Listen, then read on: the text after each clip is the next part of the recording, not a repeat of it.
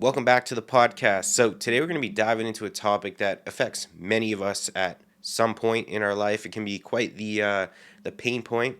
And if it hasn't affected you, well, you're either doing everything I'm about to discuss in this video already, or you have some good genetics when it comes to acne and skin health. So, we're going to fix your skin basically in this episode, whether you're struggling with, annoying pimples here or there, or breakouts potentially, or you've been struggling with acne for a while because it can take a huge hit on people's confidence or overall well-being. So I'm fortunate enough where I never really had to deal with acne personally, besides a couple breakouts here and there. But my brother, my twin brother, on the other hand, wasn't as lucky. And he struggled with it for many years before he finally stopped being stubborn, listened to me. Then we managed to significantly reduce it almost to nothing through diet, lifestyle, and supplementation. Now, I know what you might be thinking. Oscar, I've tried so many different things and nothing works for me. I still have acne. I've tried, let's say, eating right. I've tried this product. God knows, spent how much money on that product. Well, I've learned a ton about skin health over the last few years, just purely helping my brother and clients as well. And I'm about to help you finally get clear skin. First of all, acne is not necessarily normal. Now, occasionally having a pimple here and there, especially if you're young, you're going through puberty, there will be some hormone fluctuations taking place. You may eat something that your immune system doesn't jive with, doesn't react well with. So, having perfect skin all the time isn't necessarily realistic. But with that said, in this episode, I'm going to go over potential reasons why we get acne, the different types of acne, and then what we can do to one, prevent it, and two, improve or completely resolve it depending on the severity with lifestyle, diet, and supplementation. So, acne at its core is driven by four main factors. One, sebum overproduction. Sebum is the oil your skin naturally produces to keep it moisturized and protected. But it then becomes an issue when your sebaceous glands, like the little oil factories in your skin, then they start going in overdrive and producing too much. Then this overproduction can be triggered by a lot of things like hormones, stress, genetics, diet, you name it. But essentially, when there's too much oil being created, it creates a pretty perfect environment for that acne to then form. And that brings us to the next piece of the puzzle, which is point number two, clogged pores. So our skin is constantly shedding dead cells, and normally those cells that they just fall away without causing any issues, but sometimes they don't shed properly. Instead, they stick around and then mix with the sebum, forming a plug or like just basically clogging your pores. Now, depending on the type of clog, you either get a whitehead if the pore stays closed, or you can get a blackhead if the pore opens and the debris inside oxidizes. So you can almost think of it like a traffic jam on your skin almost.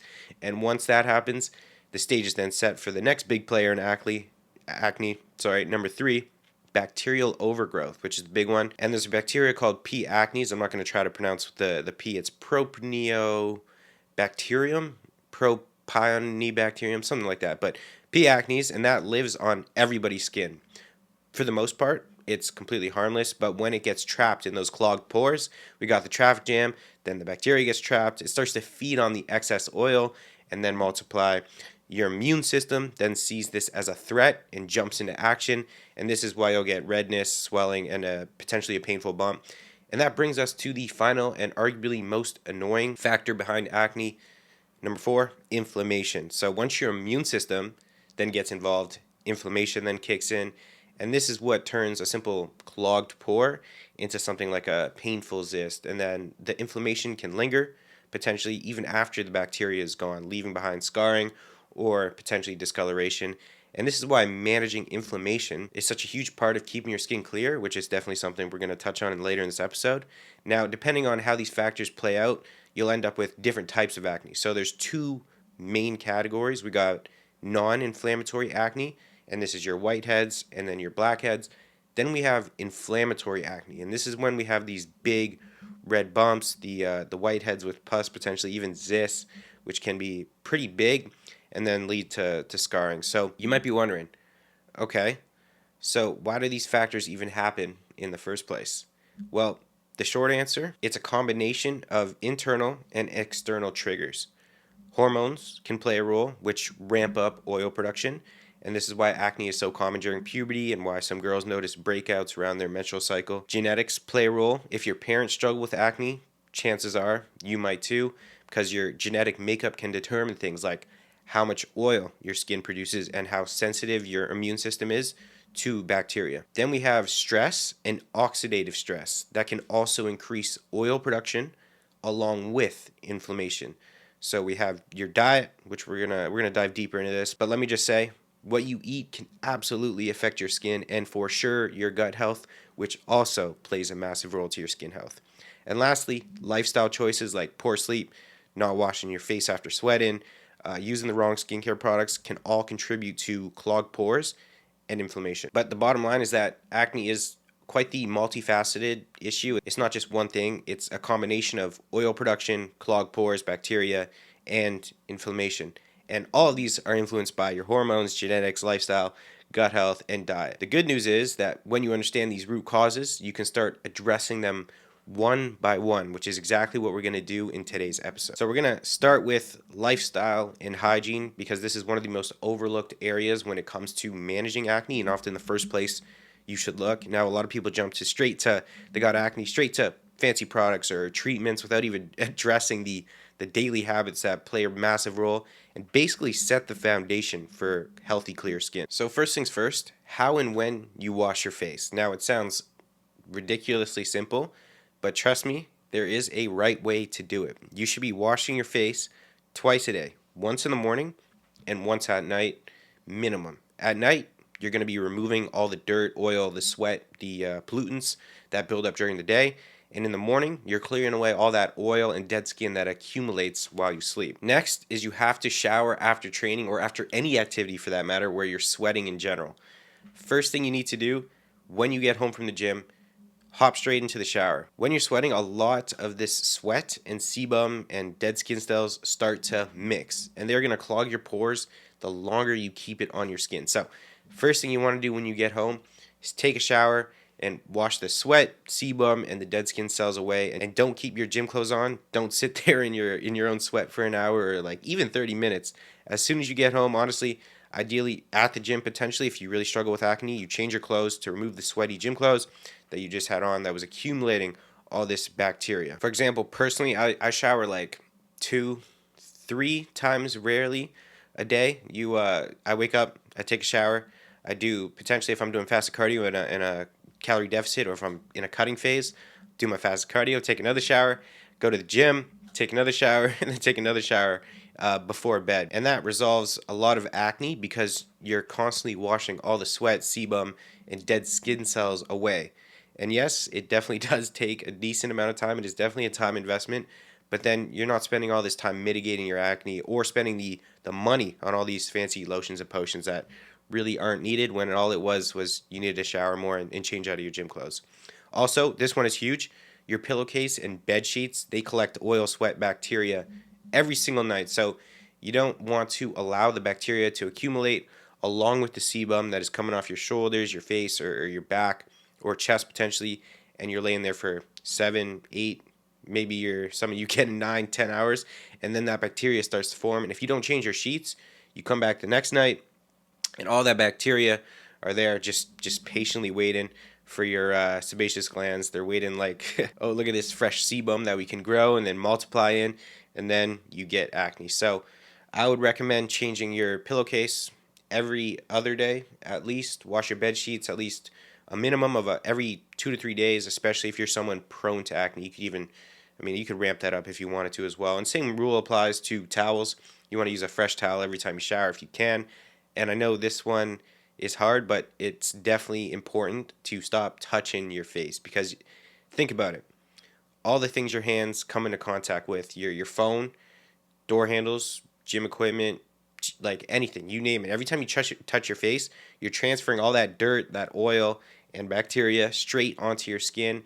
And I know all this seems like pretty basic stuff, but these will absolutely play a role. So I just wanted to get the basics out of the way first so we can move on to now your diet, which will dial in your gut health and immune health, the most significant factors when it comes to acne. What you put into your body directly affects your skin, and for many people, this is where they see real change in their skin. Think of your skin as almost like you can almost think of it like a reflection of what's happening internally. So if your diet is filled with foods that trigger inflammation, like ultra processed foods or foods that don't interact well with your immune system. They disrupt your hormones or they spike your blood sugar. Your skin is going to reflect that. When it comes to diet, one of the first steps for improving skin health is managing blood glucose and insulin response. But I want to be clear, insulin isn't inherently bad. It's a very necessary hormone. It's anabolic that supports glucose uptake to the muscle and liver tissue. It assists in recovery and plays a role in anabolic signaling. So we do want insulin. Now the problem arises when we experience chronic unbuffered blood sugar spikes, particularly from high sugar, ultra processed foods with little to no fiber, protein, or fat. This then can trigger your sebaceous glands to produce more oil and increase androgen activity, both of which, like we covered, are major contributors to acne. Okay, so now let's take a look upstream towards gut health. Now, if you're watching this episode, you probably heard your gut and your skin are deeply connected, but I'm going to explain why. Because imbalances in your gut microbiome, where you have more bad or what's called opportunistic bacteria than the good guys, the good bacteria, can manifest as inflammation and acne.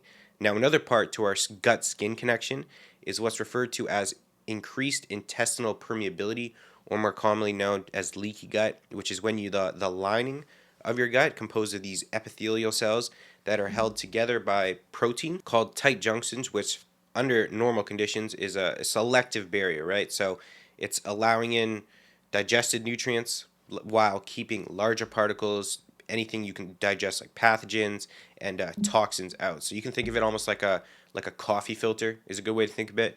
And when it's working right, it lets through what you want while keeping the coffee, the grounds out. But if you if you tear that filter, if you put holes in it, the coffee grounds start slipping into your cup. That's essentially what's happening with leaky gut. So when you hear leaky gut, just means the coffee filter is broken. So those tight junctions start to break down, and things that should stay in the digestive tract, like bacteria, undigested food, toxins potentially, start leaking into the bloodstream. And when that system becomes compromised, which can happen due to a ton of things like stress, alcohol is a big one. It's been shown only a couple shots can induce leaky gut, a couple shots of like tequila or vodka, a poor diet full of ultra processed foods, frequent antibiotic use can all lead to those junctions becoming less tight, more loose, and then this allows components like lipopolysaccharides, LPS, undigested proteins, and other antigens to then enter the bloodstream. What happens then? The immune system flags these as threats, starting an inflammatory response that can manifest systemically, including on the skin. And I'll shortly touch on how we can repair the gut lining, but there are a few foods that can play a big role in this process for some people, like wheat, which contains a protein called gliadin, which can cause your gut lining to open up more than it should by increasing a molecule called zonulin. And when zonulin goes up, those tight junctions we talked about can loosen, letting things leak into the bloodstream that are not supposed to be there. And for some people, it's wheat. For some people, dairy can be a significant trigger as well. Dairy, particularly milk, contains hormones like IGF-1, insulin like growth factor 1, which can increase oil production and inflammation. And the type of fats you consume are another piece of the puzzle worth mentioning.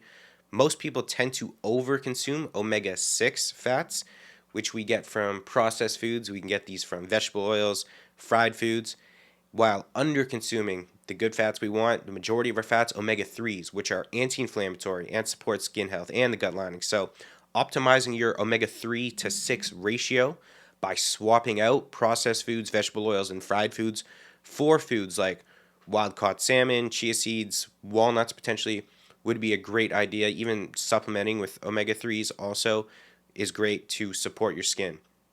So for the next 30 days, you can try eliminating dairy, wheat, and processed sugar from your diet. At the same time, it's important that you don't just focus on what you're removing, but also what you're adding in to support your skin and overall physiology as a whole. So you want to build your meals around foods that are anti-inflammatory, nutrient-dense, and supportive of both gut and skin health. And one way we do this is by increasing our antioxidant intake. Now, oxidative stress is when there's an imbalance between free radicals and antioxidants in the body. This then leads to inflammation, and for a lot of people, that shows up on their skin as acne. So the more antioxidant-rich foods you can consume in your diet, the better. So getting in berries like blueberries, strawberries, raspberries, excellent choices. Dark leafy greens like spinach and kale give us key polyphenols. Dark chocolate as well is high in polyphenols. Um, just overall fruits and veg for micronutrients. Green tea is another powerhouse, largely due to a compound called EGCG, which has been shown in multiple studies to reduce inflammation. And you also want to ensure you're basically covering your micronutrient bases, especially those with strong data supporting their role in skin physiology. And two standouts in that category are zinc and vitamin A. Zinc helps regulate sebum production and has well-established anti-inflammatory effects. Clinical trials have shown that zinc supplementation, particularly in the form zinc picolinate, can reduce acne in individuals with low zinc status. So foods like grass-fed beef, pumpkin seeds potentially are good whole food sources to get that zinc status up if you're deficient in zinc. And also I'd recommend tracking your diet with Chronometer so you can see your micronutrient intake and then where you may want to actually supplement to fill the gaps in your diet. So if you're not meeting needs through diet, you can consider supplementing with zinc picolinate. Vitamin A also plays a big role in skin turnover, skin repair, and immune regulation as well. In its retinol form, it's especially potent for reducing inflammation and supporting epithelial health. So you can get good vitamin A from animal foods like liver potentially, or through beta carotene rich plant foods like carrots and sweet potatoes. Just note that vitamin A is a fat soluble vitamin, so it builds up. So if you supplement too much, it will become toxic. So now that we know what foods to eat, what foods to remove, the next step is healing your gut. So you're no longer getting these food particles, bacterial fragments, and pathogens leaking into your bloodstream and kicking off that immune response. So I'd start your morning with L-glutamine, which is a key fuel source for the cells that line your gut. About 15 to 20 grams on an empty stomach has been shown to help rebuild that gut barrier. You can also include aloe vera juice, zinc carnosine, NAC, and bovine colostrum is also great, all of which support mucosal healing and provide some immune support as well. Now, if you have the budget for it, one of the most effective gut healing products that I've used myself and with clients is from Level Up Health, their Ultimate GI Repair product, which is a formulation of orally bioavailable peptides and is extremely effective. Now, during this healing phase, you also want to minimize overall food volume and FODMAPs, which are fermentable fibers that can cause bloating, gas, and irritation in some people. So sticking to smaller, more frequent meals and focusing on foods that are easy to digest, so well-cooked vegetables, carb sources like white rice or peeled potatoes. You can put your potatoes in the fridge to create a resistant starch potentially, which is great for the gut as well. Keep fruit intake moderate. You likely want to go with low glycemic berries are your best bet, and then slowly reintroducing fermented foods like sauerkraut or kimchi or kefir that can help repopulate the good bacteria in your gut once you've sealed your intestinal wall and repaired it. Now, it's worth saying the gut is incredibly complex, and if you're someone dealing with something potentially deeper, like you've had gut issues for quite a while, you've tried different things, potentially you may have SIBO, small intestinal bacterial overgrowth, or dysbiosis, or ongoing digestive symptoms that don't resolve with just diet changes, it is definitely best, I will say, to work with a practitioner who can guide you through a more targeted approach, because in those cases, doing a GI analysis like a GI map can give you very valuable and honestly change your life, can give you such insight into what's actually going on in your gut microbiome.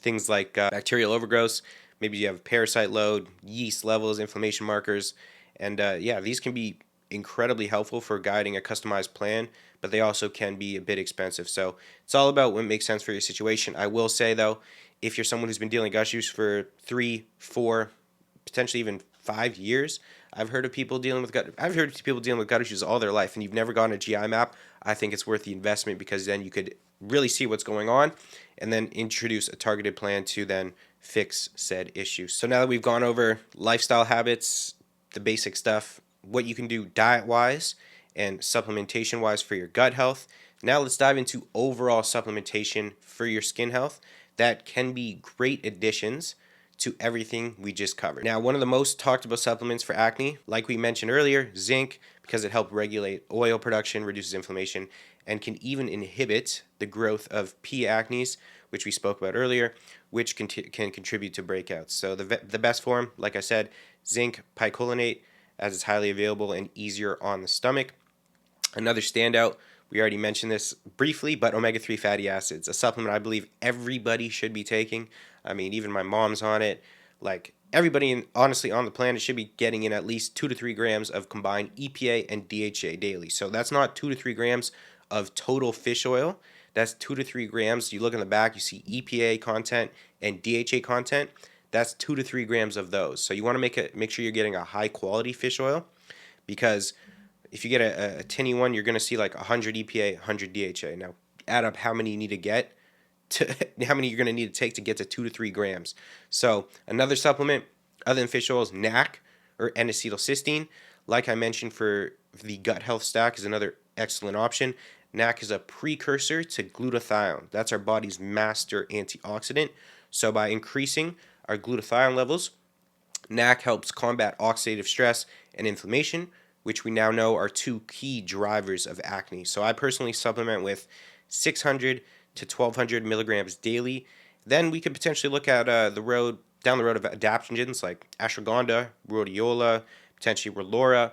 And while they don't directly target acne, they can help regulate cortisol, which can influence hormonal acne. So if you're prone to stress-related breakouts, if you know every time you have a period of stress in your life, you break out, adding an adaptogen like ashwagandha, KSM-66, or rhodiola, or both can help. But the key with supplementation is to keep it targeted. I would say just adding more supplements on top and more is not better. So focus on what your body needs based on your unique situation. First step, basic hygiene, get the basics done, change your bed sheets, shower, etc. Diet then. I didn't touch on sleep and stress directly, but those will of course play a role in your overall static load, so the amount of stress your body's dealing with. So you're going to want to de-stress as often as possible, practice some mindfulness maybe, nail your sleep. Of course, I have plenty of podcasts that I go deep on sleep, so I won't touch on that here. Then you want to, of course, heal your gut after plugging in your diet into Chronometer to see where any potential micronutrient gaps may be. You can then supplement and backfill to fill in those gaps. And then from there, that will pretty much set you up for the most success for clear and healthy skin. So let's bring this all together. I know it might seem like a lot. We spoke about some foods to cut out, potentially like wheat, dairy. We spoke about foods to add in, like anti-inflammatory foods. We spoke about managing your gut health and healing that intestinal wall.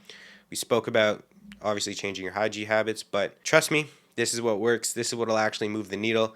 I've seen it over and over and over again for clients, for my own family. I've had clients come to me. We didn't even directly put in a protocol to fix their skin health. We just got them on a whole food diet. We supplemented accordingly just for overall antioxidant support, and then their acne, sure enough, cleared up quite significantly. So overall, though, I think the biggest mistake people think that we've now gone through is just not the case, is that acne is just a skin issue, which by now I hope you can see how it's very much not. It's a reflection of what's going on inside your body. It's a reflection of your hormones, your gut health, what's going on with your immune system, and of course your lifestyle. And once you start addressing all those things step by step, not perfectly, but consistently is the goal, that's when you'll see real changes start to manifest. So if you're sitting there thinking, man, Oscar, I've tried everything, maybe you haven't tried this. So give it a go for 30 days, cut out some foods, add in some foods, supplement accordingly, get your hygiene dialed in, and then just go all in. Get your digestion on point, support the gut line, and get those micronutrients and antioxidants in your diet. And remember, this doesn't mean your skin is going to be flawless forever. You're human. You're going to have a day where you don't sleep well or eat something that doesn't sit right with your immune system, or you're stressed and you break out. It's completely normal. But now you're giving at least your physiology the tools to handle it. So that is a wrap on today's podcast. Appreciate you for watching or listening, however you're consuming this. All my links are below, and I'll see you in the next one. Peace.